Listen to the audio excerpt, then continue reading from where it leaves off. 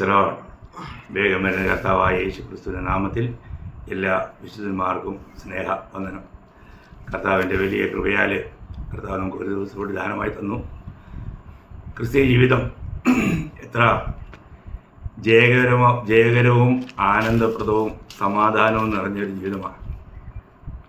കാരണം കർത്താവ് നമ്മളെ നടത്തുന്നു. ആ നല്ല ഇടയൻ്റെ ആടുകളായി ജീവിക്കുമ്പോൾ ഉണ്ടാകുന്ന അനുഭവം അവർണ്ണനീയമാണ്. കർത്താവ് പഴയ നിയമ ഇസ്രായേലിനെയും നടത്തിയപ്പോൾ കർത്താവ് അവരോട് കൂടെ ഇരുന്നു. പകൽ മേഘസ്തംഭവും രാത്രി അഗ്നിസ്തംഭവും അവരുടെ കൂടെ ഉണ്ടായിരുന്നു. അവരെ വഴി നടത്തുവാനായിട്ട് ഇതിനേക്കാൾ എത്ര ശ്രേഷ്ഠമായ ഒരു അനുഭവമാണ് പുതിയ നിയമത്തിലെ സഭാപരിപാലനം. കർത്താവ് തൻ്റെ ആടുകളെ നടത്തുന്നു. അത് വളരെ വിലപ്പെട്ട കാര്യമാണ്. പഴയ നിയമത്തിൽ അവരോട് പറയുമ്പോഴത്തേക്കും കർത്താവ് പറയുന്നൊരു വാഗ്ദത്ത വചനമുണ്ട്. അനേക വചനമുണ്ട്. അതിലൊരു വചനം 32-ാം സങ്കീർത്തനം അതിൻ്റെ 8-ാം വാക്യം, സാംസ് 32:8. അവിടെ നമ്മൾ വായിക്കുന്നത്, ഞാൻ നിന്നെ ഉപദേശിച്ച് നടക്കേണ്ടുന്ന വഴി നിനക്ക് കാണിച്ചു തരും, ഞാൻ നിന്റെ മേൽ ദൃഷ്ടി വെച്ച് നിനക്ക് ആലോചന പറഞ്ഞു തരും. എത്ര വിലപ്പെട്ട കാര്യമാണ്, എത്ര വിലപ്പെട്ട കാര്യമാണ്. അത് തന്നെ ഏശയ്യാവ് 30:21, ഏശയ്യ 30:21 അവിടെ നമ്മൾ വായിക്കുന്നത്, പിന്നെ നിങ്ങൾ വലത്തോട്ടോ ഇടത്തോട്ടോ തിരിയുമ്പോൾ വഴി ഇതാകുന്നു, ഇതിൽ നടന്നുകൊള്ളുവീൻ എന്നൊരു വാക്ക് പുറകിൽ നിന്നും കേൾക്കും. നമ്മൾ മനസ്സിലാക്കണം. അപ്പോൾ ഇത് ഇസ്രായേലിനോടുള്ള ബന്ധത്തിലുള്ള വാഗ്ദത്ത വചനമാണെങ്കിൽ ഇതിനേക്കാൾ എത്ര ആഴമായ ഒരു നടത്തിപ്പാണ് നമുക്ക് സഭാജീവിതത്തിൽ കർത്താവ് നമുക്ക് നൽകിയിരിക്കുന്നത്. ഞാൻ ചിന്തിക്കുമ്പോൾ നമുക്ക് വചനത്തിൽ പറയുന്ന ഓരോ കാര്യങ്ങളും നമ്മുടെ അനുഭവമായിരിക്കണം. അതാണ് ദൈവം നമ്മളിൽ നിന്ന് ആഗ്രഹിക്കുന്നത്. ഇന്ന് വചനത്തെ യഥാർത്ഥമായും ആസ്വദിച്ചുകൊണ്ട് അനുഭവമാക്കിക്കൊണ്ട് ജീവിക്കുന്ന വിശുദ്ധന്മാരുടെ എണ്ണം വളരെ കുറഞ്ഞുകൊണ്ടിരിക്കുകയാണ്. പ്രിയ ദൈവമക്കളെ, ഒരു കാര്യം മനസ്സിലാക്കണം.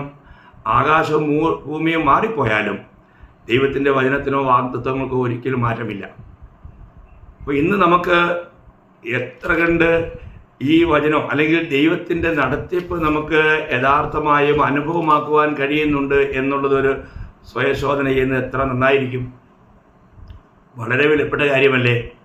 അപ്പം പുതിയ നിയമസഭയോടുള്ള ബന്ധത്തിൽ കർത്താവ് പറയുമ്പോഴത്തേക്കും യോഹന്നാൻ്റെ സുവിശേഷം 16-ാം അധ്യായം 13-ാം വാക്യത്തിൽ, യോഹൻ ഗോസ്പൽ ചാപ്റ്റർ 16:13 അവിടെ വായിക്കുന്നത്, സത്യത്തിൻ്റെ ആത്മാവ് വരുമ്പോഴോ അവൻ നിങ്ങളെ സകല സത്യത്തിലും വഴി നടത്തും.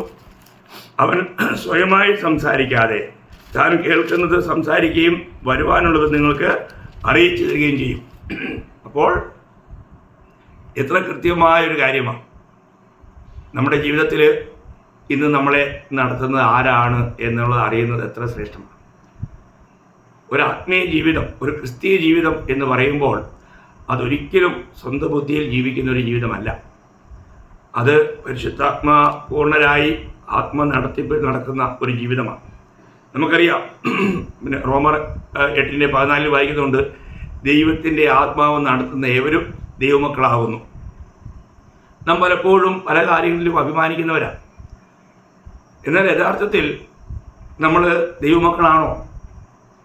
ദൈവത്തിൻ്റെ ആത്മാവിനാൽ നടത്തപ്പെടുന്ന അനുഭവം നമുക്കുണ്ടോ? നമ്മോട് ഇതിന് ചോദിക്കണം. തിരുവചനം പറയുന്നത് ദൈവത്തിൻ്റെ ആത്മാവിനാൽ നടത്തപ്പെടുന്നവർ ഏവരും ദൈവമക്കളാകുന്നു എന്നാണ്. അപ്പോൾ ഇന്ന് ഈ ആത്മാവിനാൽ നടത്തപ്പെടുന്ന അനുഭവം നമുക്കുണ്ടോ? ഈ ആത്മാവ് നമ്മളെ നയിക്കുന്നുവെന്ന് നമുക്ക് പറയാൻ കഴിയുമോ? വളരെ വിലപ്പെട്ട കാര്യമാണ്. നമുക്കങ്ങനെ പറയാൻ കഴിയുന്നില്ല എങ്കിൽ അത് വളരെ ദുഃഖകരമായൊരു കാര്യമാണ്. ആ അനുഭവം നമുക്കുണ്ടായിരിക്കണം. തിരുവചനത്തിൽ പറയുന്ന എല്ലാ അനുഭവങ്ങളും കൃത്യമായിട്ട് നമുക്ക് നമ്മുടെ ജീവിതത്തിൽ നമുക്ക് അനുഭവമായിക്കൊണ്ട് ജീവിക്കുവാനായിട്ട് കഴിയണം. അതിനാണ് ദൈവം നമുക്ക് വചനം തന്നിരിക്കുന്നത്. നമുക്കറിയാം, നമ്മൾ പിന്നെ 119-ാം സങ്കീർത്തനം 105-ാം വാക്യത്തിൽ, നിൻ്റെ വചനം എൻ്റെ കാലിന് ദീപവും പാതയ്ക്ക് പ്രകാശവുമാകുന്നു. നമുക്ക് ഓരോ കാര്യങ്ങളും ചെയ്യുമ്പോൾ തിരുവെഴുത്ത് എന്തു പറയുന്നു എന്ന് പരിശോധിക്കുകയും അതിനനുസരണമായി ജീവിക്കുകയും ചെയ്യുമ്പോൾ അത് വളരെ കൃത്യമായൊരു ആത്മീയ നടത്തിപ്പ് തന്നെയാണ്. എന്നാൽ ദൈവം നമ്മളോട് ഇങ്ങനെ സംസാരിക്കുന്നുണ്ടോ? അത് നമ്മൾ അറിയണം. ഓരോ ദിവസവും ഞാൻ ചിന്തിക്കുക, കർത്താവ് നമ്മൾ ഉണർത്തുന്നു. കർത്താവ് പറയുന്നു, മകനെ സമയമായി, നീ ഉണരുക. ഇങ്ങനെയൊരു ശബ്ദം നമുക്ക് കേൾക്കാൻ കഴിയുന്നുണ്ടോ? അത് നമുക്ക് എന്നും കേൾക്കാൻ കഴിയണം. ഇന്ന് രാവിലെ എന്നെ കർത്താവ് ഉണർത്തി. ഞാൻ കർത്താവിനോട് വളരെ നന്ദി പറഞ്ഞു. കർത്താവ് ഉണർത്തിയില്ല എങ്കിൽ നമ്മൾ എങ്ങനെ ഉണരും പ്രിയമുള്ളവരെ? നമുക്ക് ഓരോ ദിവസവും കർത്താവ് എന്നെ ഉണർത്തുന്നു എന്നുള്ള ആ ഒരു ബോധം, ആ ദൈവശബ്ദം കേട്ടുകൊണ്ട് നമുക്ക് ഉണരുവാനായിട്ട് കഴിയണം. അതാണ് നമ്മുടെ ക്രിസ്തീയ ജീവിതം. ഓരോ കാര്യങ്ങളിലും ദൈവം എന്നെ നടത്തുന്നു എന്നുള്ള അനുഭവം നമുക്ക് ഇന്ന് വർത്തമാന യുഗത്തിലുണ്ടായിരിക്കണം. നമ്മുടെ അനേക അനുഭവങ്ങൾ നമ്മൾ ബൈബിളിൽ തന്നെ നോക്കുമ്പോഴത്തേക്കും അപ്പോസ്തലന്മാരോടും അല്ലെങ്കിൽ തൻ്റെ ശിഷ്യന്മാരോടും കൃത്യമായിട്ട് ദൈവം ഇടപെട്ടത് നമുക്ക് കാണാൻ കഴിയും. നമ്മൾ ദൈവത്തിൻ്റെ പരിശുദ്ധാത്മാവ് ഫിലിപ്പോസിനോട് അരുളി ചെയ്ത് ഫിലിപ്പോസ് അത് അനുസരിക്കുന്നത് നമ്മൾ അപ്പോസ്തലപ്രവൃത്തി 8-ാം അധ്യായം 29-ാം വാക്യത്തിൽ വായിക്കുന്നുണ്ട്. ആത്മാവ് ഫിലിപ്പോസിനോട് നീ അടുത്തിയെന്ന് തേരിനോട് ചേർന്ന് നടക്കുക എന്ന് പറഞ്ഞു. ആരാ പറഞ്ഞേ? ആത്മാവ് ഫിലിപ്പോസിനോട് പറഞ്ഞു. നോക്കുക, ദൈവത്തിൻ്റെ ആത്മാവിൻ്റെ ശബ്ദം നമുക്ക് തിരിച്ചറിയാൻ കഴിയുന്നുണ്ടോ? നമ്മളോട് ദൈവത്തിൻ്റെ ആത്മാവ് അങ്ങനെ എന്തെങ്കിലും കൽപ്പിക്കുന്നുണ്ടോ? ദൈവം ഒരു കാര്യം ഇടപെടുമ്പോൾ നമുക്ക് യാതൊരു സംശയമില്ലാതെ വണ്ണം സംശയ നിവാരണം വരുത്തി, അല്ലെങ്കിൽ അതിനെ അനുസരിക്കുന്നതിന് തടസ്സമായിട്ട് എന്തെങ്കിലും നമ്മിലുണ്ടെങ്കിൽ അതറിഞ്ഞ് അതും കൂടെ കൃത്യമായി പൂർത്തീകരിക്കുന്നവനാണ് നമ്മുടെ ദൈവം എന്ന് കാണാൻ കഴിയും. കാരണം പത്രോസിനോട് ദൈവത്തിൻ്റെ ആത്മാവ് ഇടപെടുന്നതിന് മുൻപ് പത്രോസിന് ദൈവം ഒരു ദർശനം കൊടുക്കുന്നതായിട്ട് നമ്മൾ അതേ അപ്പോസ്തലപ്രവൃത്തി 10-ാം അധ്യായത്തിൽ നമുക്ക് കാണാൻ കഴിയും. അവിടെ അതിൻ്റെ 10-ാം അധ്യായം 9 മുതൽ വായിക്കുമ്പോഴത്തേക്കും, പിറ്റേന്നാൾ അവർ യാത്ര ചെയ്ത് പട്ടണത്തോട് സമീപിക്കുമ്പോൾ പത്രോസ് 6-ാം മണി നേരത്ത് പ്രാർത്ഥിപ്പാൻ വെൺമാടത്തിൽ കയറി. അവൻ വളരെ വിശന്നിട്ട് ഭക്ഷിപ്പാൻ ആഗ്രഹിച്ചു. അവർ ഒരുക്കുമ്പോഴേക്കും അവനൊരു വിവശത വന്നു. ആകാശം തുറന്നിരിക്കുന്നതും വലിയൊരു തൂപ്പെട്ടി പോലെ 4 കോണും കെട്ടിയിട്ട് ഭൂമിയിലേക്ക് ഇറക്കി വിട്ടൊരു പാത്രം വരുന്നതും അവൻ കണ്ടു. അതിൽ ഭൂമിയിലെ സകല നാൽക്കാലികളും ഇഴജാതികളും ആകാശത്തിലെ പറവയും ഉണ്ടായിരുന്നു. പത്രോസേ, എഴുന്നേറ്റ് അറുത്ത് തിന്നുക എന്ന് ഒരു ശബ്ദം ഉണ്ടായി. അതിന് പത്രോസ്, ഒരിക്കലും പാടില്ല കർത്താവേ, മലിനമോ അശുദ്ധമോ ആയതൊന്നും ഞാൻ ഒരു നാളും തിന്നിട്ടില്ലല്ലോ. ആ ശബ്ദം 2-ാം പ്രാവശ്യവും അവനോട്, ദൈവം ശുദ്ധീകരിച്ചത് നീ മലിനമെന്ന് വിചാരിക്കരുത് എന്ന് പറഞ്ഞു. ഇങ്ങനെ 3 പ്രാവശ്യം ഉണ്ടായി. ഉടനെ പാത്രം തിരികെ ആകാശത്തിലേക്ക് വലിച്ചെടുത്തു. ഇവിടെ നോക്കണം, അന്നത്തെ സമയം യഹൂദന്മാർ മറ്റുള്ളവരെ ഒരിക്കലും കൈക്കൊള്ളുവാൻ അവർക്ക് മനസ്സിലായിരുന്നു. അപ്പോൾ ഇവിടെ ഒരു ദർശനം കൊടുത്തുകൊണ്ട് ദൈവം പത്രോസിനോട് ഇടപെട്ട് അവൻ്റെ ഹൃദയത്തെ ഒരുക്കുകയാണ്. കാരണം ഇനി ദൈവാത്മാവ് അവനോട് സംസാരിക്കാൻ പോവുകയാണ്. എന്നാൽ ആ സംസാരിക്കുന്നത് ഒരിക്കലും പത്രോസ് കേട്ടനുസരിക്കുകയില്ല. കാരണം അവർക്ക് ജാതികളുമായിട്ട് യാതൊരു സമ്പർക്കവും ഇല്ല. അതിന് വേണ്ടിയിട്ട്, അത് തെളിയിക്കുവാൻ വേണ്ടിയിട്ട്, ആ സന്ദേഹം അവൻ്റെ ഉള്ളിൽ ഉണ്ടാകാതിരിക്കുവാൻ, ഇങ്ങനെ ഉണ്ടാകുമെന്ന് അറിയാവുന്ന ദൈവം അവൻ്റെ സംശയങ്ങളും അവന് ഉണ്ടാകുന്ന തടസ്സങ്ങളെല്ലാം മാറ്റി കൊടുക്കുക. എന്നിട്ട് നമ്മളതിൻ്റെ 19-20 വാക്യം വായിക്കുമ്പോൾ, പത്രോസ് ദർശനത്തെക്കുറിച്ച് ചിന്തിച്ചു കൊണ്ടിരിക്കുമ്പോൾ ആത്മാവ് അവനോട്, 3 പുരുഷന്മാർ നിന്നെ അന്വേഷിക്കുന്നു. നീ എഴുന്നേറ്റ് ഇറങ്ങിച്ചെല്ലുക. ഞാൻ അവരെ അയച്ചതാകൊണ്ട് ഒന്നും സംശയിക്കാതെ അവരോട് കൂടെ പോകുക എന്ന് പറഞ്ഞു. കണ്ടോ? നോക്കണം. അപ്പം ദൈവം ഈ അന്യജാതികളായിരിക്കുന്ന കൊർന്നല്യോസ് അയച്ചിരിക്കുന്ന ആ ജനത്തോടു കൂടെ പോകുവാൻ തക്കവണ്ണം പത്രോസിൻ്റെ ഹൃദയത്തെ ഒരുക്കുന്നതായിട്ട് നമുക്ക് കാണാൻ കഴിയും. ഞാൻ പറയുന്നതിൻ്റെ സാരം പ്രിയമുള്ളവരെ, ഇന്ന് നമുക്ക് യഥാർത്ഥമായിട്ടും ദൈവശബ്ദം തിരിച്ചറിയാൻ കഴിയുന്നുണ്ടോ? കർത്താവ് നമ്മളോട് പലപ്പോഴും സംസാരിക്കാറുണ്ട്. എന്നാൽ അത് കർത്താവിനോട് സംസാരിക്കുകയാണെന്നുള്ള ആ ഒരു വിവേചനം പലർക്കുമില്ല. എത്രയോ കാര്യങ്ങൾ സംഭവിച്ച ശേഷം, എനിക്ക് ഇങ്ങനെ എൻ്റെ മനസ്സിൽ ഇങ്ങനെ ഒരു ഇതുണ്ടായതാണ്, അത് മനസ്സിലുണ്ടായതല്ല, യഥാർത്ഥത്തിൽ ദൈവത്തിൻ്റെ ആത്മാവ് നമ്മളോട് സംസാരിക്കുന്ന കാര്യങ്ങളായിരുന്നു. പലപ്പോഴും പലരും സംഭവങ്ങളെല്ലാം കഴിഞ്ഞ ശേഷമാണ് പിന്നീട് അങ്ങനെയുള്ള കാര്യങ്ങളെക്കുറിച്ച് ഓർക്കാറുള്ളത്. ദൈവമക്കളെ, കൃത്യതയോടുകൂടി ദൈവം നമ്മളോട് ഇടപെടുമ്പോൾ നമ്മൾ അതിനോട് സംശയിക്കാൻ പാടില്ല. നമുക്ക് ദൈവശബ്ദം കേട്ടനുസരിക്കുന്ന ഒരു അനുഭവം അല്ലെങ്കിൽ ഒരു പരിചയ സമ്പന്നത നമ്മുടെ ജീവിതത്തിൽ വളർത്തിയെടുക്കണം. എന്നാൽ ഇന്നത്തെ തലമുറയിൽ അനേകരിലും അങ്ങനെ കാണുന്നില്ല. ആദ്യ നൂറ്റാണ്ടിലുണ്ടായിരുന്ന അതേ അനുഭവങ്ങൾ നമുക്കതിൻ്റെ തന്നെ അതിൽ ഒരുപാട് സംഭവങ്ങൾ ഇതിനെക്കുറിച്ച് പറയുന്നുണ്ടെങ്കിലും ഞാനത് അവിടെ വിശദീകരിക്കുന്നില്ല. എന്നാൽ അതിൻ്റെ 13-ാം അധ്യായത്തിൽ അതിൻ്റെ 4-ാം വാക്യത്തിൽ പരിശുദ്ധാത്മാവ് അവരെ പറഞ്ഞയച്ചു. ഇത് പൗലോസിനെയും ബർന്നബാസിനെയും തൻ്റെ വേലയ്ക്ക് വേണ്ടി പറഞ്ഞയക്കുന്നതിനെ കുറിച്ചാണ്. ആരാണ് അവരെ അയച്ചത്? പരിശുദ്ധാത്മാവ് അവരെ പറഞ്ഞയച്ചു. കൃത്യതയോടുകൂടി ഓരോ കാര്യങ്ങൾ നമ്മൾ ദൈവത്തിൻ്റെ ആത്മാവിൽ ചെയ്യേണ്ടത് എത്ര ആവശ്യമാണ്. ദൈവത്തിൻ്റെ ആത്മാവ് നമ്മളെ നയിക്കുന്നു. ഓരോ സന്ദർഭങ്ങളിലും ദൈവത്തിനെല്ലാം മുന്നമേ അറിയാം. ദൈവം നമ്മളോട് പറയുന്നത് കേൾക്കുവാനും അനുസരിക്കുവാനും നമുക്ക് കഴിയുന്നുണ്ടോ? ഞാൻ എൻ്റെ അനുഭവങ്ങൾ പലപ്പോഴും ഹിന്ദിക്കാരുടെ ഇടയിൽ പലപ്പോഴും ഞാൻ പറയാറുണ്ട്. ഞാനൊരിക്കൽ ഇതിൽ പറഞ്ഞിട്ടുണ്ടാകാം. ഒരിക്കൽ സിക്കിമിൽ വെച്ചുണ്ടായ ഒരു അനുഭവം. ഞാനൊരു സ്ഥലത്ത് ഒരു ഗ്രാമത്തിൽ സുവിശേഷം പറയാൻ പോയിട്ട് മടങ്ങി വരുമ്പോൾ ഏറ്റവും യൂണിറ്റിലേക്ക് പോകാൻ കഴിയുന്ന ഏറ്റവും ഷോർട്ടായിട്ട് വഴിയിലൂടെ വരുമ്പോൾ ദൈവത്തിൻ്റെ ആത്മാവിനോട് പറഞ്ഞു, നീ വഴിക്ക് പോകരുത്, നീ തിരിഞ്ഞ് മറ്റേ വഴിക്ക് പോകണം. അപ്പോൾ ആ വഴിക്ക് പോകുമ്പോൾ ഒരു 1.5 കിലോമീറ്ററെങ്കിലും കൂടുതൽ നടക്കണം. രാത്രിയായി. അപ്പോൾ ഞാൻ സംശയിച്ചു. ഞാൻ വീണ്ടും മുന്നോട്ട് പോയപ്പോൾ വീണ്ടും ദൈവത്തിൻ്റെ ആത്മാവ് ശക്തിയായിട്ട് എന്നോട് പറയാനിടയായി. ഞാൻ ആത്മാവിനനുസരിച്ചു. ഞാൻ മറ്റൊരു വഴിയായി പോകാനിടയായി. പിറ്റേ ദിവസമാണ് എന്താണ് അതിൻ്റെ കാര്യമെന്ന് മനസ്സിലാക്കാനിടയായത്.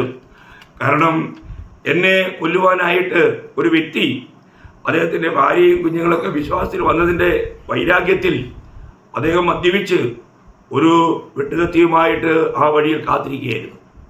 നോക്കണം, ദൈവത്തിൻ്റെ പരിശുദ്ധാത്മാവ് വേറൊരു വഴിയായി പറഞ്ഞു വിട്ടു. ഈ സംഭവങ്ങളെല്ലാം അവരോട് പറഞ്ഞതിന് ശേഷം ആ വ്യക്തിക്കും ഒരു മാനസാന്തരം ഉണ്ടാകാനും താനും രക്ഷിക്കപ്പെടുവാനിടയായി തീർന്നു. എന്നാൽ അന്ന് ആ ദിവസം ആത്മാവ് പറഞ്ഞതനുസരിച്ചില്ലായിരുന്നെങ്കിൽ അന്ന് വലിയ അപകടം അല്ലെങ്കിൽ ഒരു മരണം തന്നെ ചിലപ്പോൾ സംഭവിച്ചേനെ. അപ്പോൾ ഇങ്ങനെ 100 അനുഭവങ്ങൾ എനിക്ക് നിങ്ങളുമായിട്ട് പങ്കുവയ്ക്കാനുണ്ട്. എന്നാൽ നമുക്ക് ഇവിടെ കൂടുതൽ പ്രാധാന്യം വചനത്തിനാണല്ലോ. അതുകൊണ്ട് നമ്മുടെ സാക്ഷ്യം നിശ്ചയമായിട്ടും അതും അനേകർക്ക് വലിയൊരു പ്രോത്സാഹനമാണ്. അതുകൊണ്ട് ഇടയ്ക്ക് ഓരോന്ന് പറയുന്നത് മാത്രമേ ഉള്ളൂ. അപ്പം ഞാനൊരു കാര്യം പറയട്ടെ. കൃപയാൽ കർത്താവ് നമ്മളെ നടത്തുന്ന ആ വിധങ്ങൾ എത്ര ശ്രേഷ്ഠമാണ് ദൈവമക്കളെ. നമ്മളോട് ഇന്ന് കർത്താവ് സംസാരിക്കുന്നുണ്ടോ?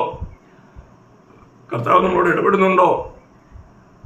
കർത്താവിൻ്റെ ആ ആത്മാവിലൂടെയുള്ള ശബ്ദം കേൾക്കുവാനും അത് തിരിച്ചറിയാനും അതനുസരിച്ച് ജീവിക്കുവാനും നമുക്ക് കഴിയുന്നുണ്ടോ?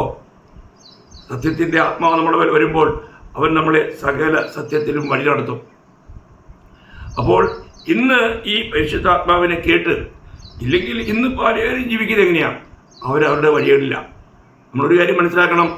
സദൃശവാക്യം 14:12 16:25 എഴുതിയിരിക്കുന്ന ഒരു കാര്യമുണ്ട്. എന്തെന്നറിയാമോ? ചിലപ്പോൾ ഒരു വഴി മനുഷ്യനെ ചുവന്ന് തോന്നും, അതിൻ്റെ അവസാനം മരണം അത്രയെന്നാണ്. അപ്പോൾ നമുക്ക് നല്ലതായിട്ട് തോന്നിയേക്കാം.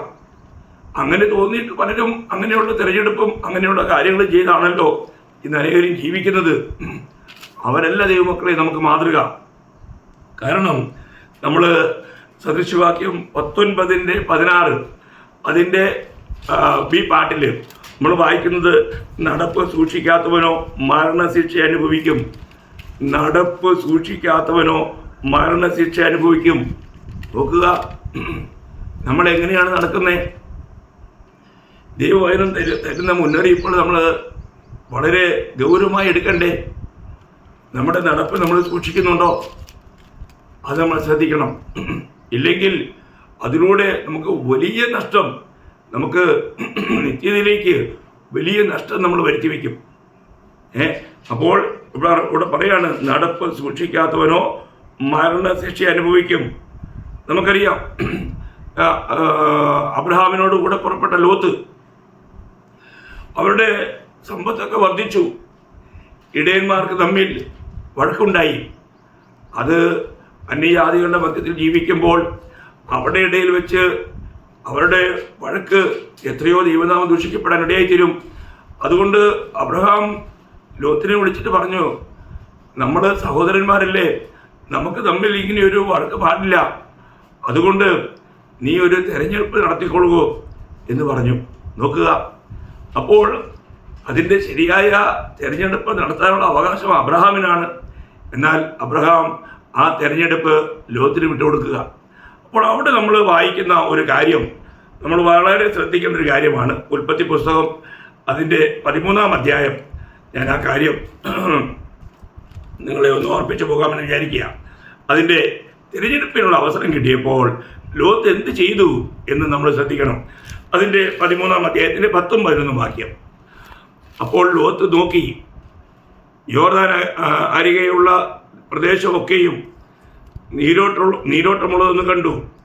യഹോവ സോദോമിനെയും ഗോമോരെയും നശിപ്പിക്കുന്നതിന് മുൻപേ അത് യഹോവയുടെ തോട്ടം പോലെയും സോർ വരെ മിസ്രയീം ദേശം പോലെയുമായിരുന്നു. ലോത്ത് യോർദാൻ അരികെയുള്ള പ്രദേശമൊക്കെയും തിരഞ്ഞെടുത്തു. ഇങ്ങനെ ലോത്ത് കിഴക്കോട്ട് യാത്രയായി അവർ തമ്മിൽ പിരിഞ്ഞു. കണ്ടോ, സംഭവിച്ചത് എന്താണെന്ന് അറിയാമല്ലോ. നമ്മളൊരു കാര്യം മനസ്സിലാക്കണം, നമ്മുടെ ജീവിതത്തിൽ നമ്മൾ തിരഞ്ഞെടുക്കുന്ന തിരഞ്ഞെടുപ്പ് എപ്രകാരമുള്ളതാണ്.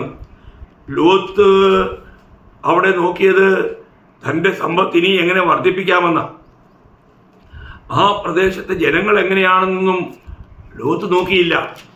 പ്രിയമുള്ളവരെ, നമ്മൾ ചിന്തിക്കണം, നമ്മുടെ ജീവിതത്തിൽ നമ്മളൊരു തിരഞ്ഞെടുപ്പ് നടത്തുമ്പോൾ നമ്മൾ അവിടെയുള്ള ജനങ്ങൾ എങ്ങനെയാണ് എന്ന് നമ്മൾ ചിന്തിക്കണം. വളരെ വിശേഷപ്പെട്ട കാര്യമാണ്. ഞാൻ എപ്പോഴും പറയാറുണ്ട്, നമ്മളൊരു സ്ഥലത്ത് ജോലിക്ക് പോവുക, അവിടെ നമുക്ക് വലിയ ശമ്പളമൊക്കെ കിട്ടും, ധാരാളം ശമ്പളം. പക്ഷേ അവിടെ ഒരു കൂട്ടായ്മയില്ല.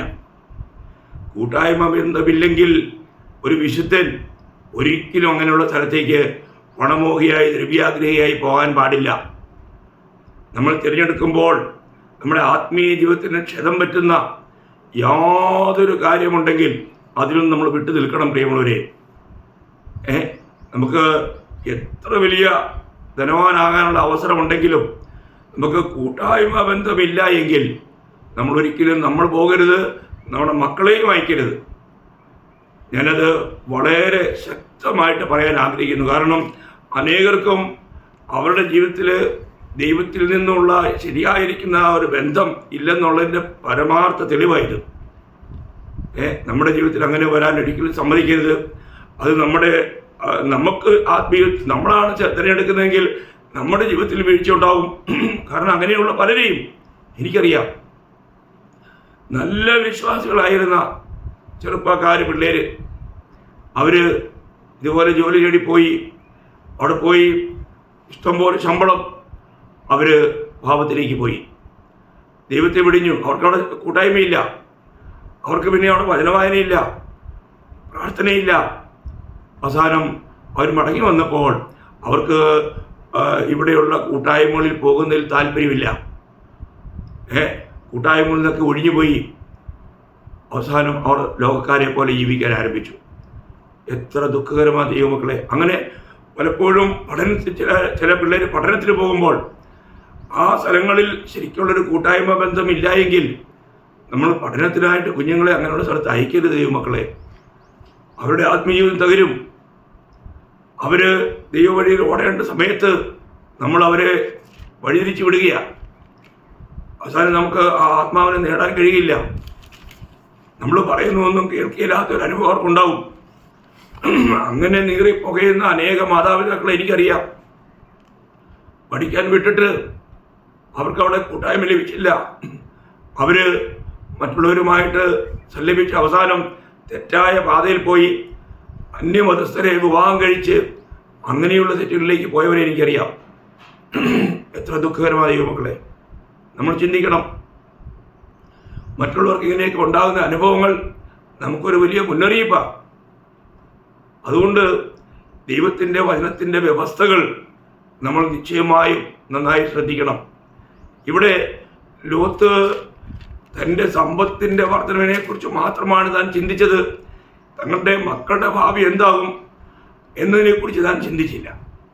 താൻ പോയ വാർത്ത സ്ഥലത്തിൻ്റെ സവിശേഷത എന്താണെന്നറിയാമോ? നമ്മളതിൻ്റെ 18-ാം അധ്യായം വായിക്കുമ്പോൾ അതിൻ്റെ 18-ാം അധ്യായം അതിൻ്റെ 20-ാം വാക്യം ഞാൻ വായിക്കാം. അപ്പോൾ